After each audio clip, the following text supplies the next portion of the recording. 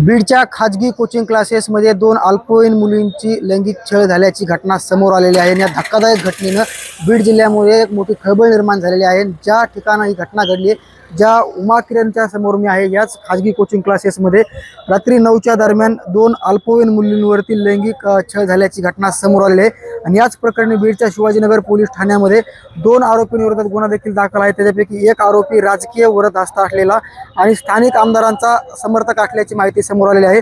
आणि पोलिसांची मोठी छावणी इथे समोर असल्याचं पाहायला मिळते। कुठलेही कायदा व सुव्यवस्था निर्माण होऊ नये म्हणून पोलिसांचा तगडा बंदोबस्त खाजगी उमा किरण क्लासेस समोर पाहायला मिळतोय। आणि तात्काळ आरोपींना अटक करावी अशी मागणी या ठिकाणी नागरिकांकडून होते, त्या कुटुंबियांकडून होते। संपूर्ण पोलिसांचा फौज फाटा या ठिकाणी तैनात करण्यात आलेला आहे। कुठलाही कायदा व सुव्यवस्था निर्माण होऊ नये म्हणून पोलिसांनी खबरदारी घेतलेली आहे। आरोपींना तात्काळ अटक करावी अशी मागणी या ठिकाणी होताना पाहायला मिळते।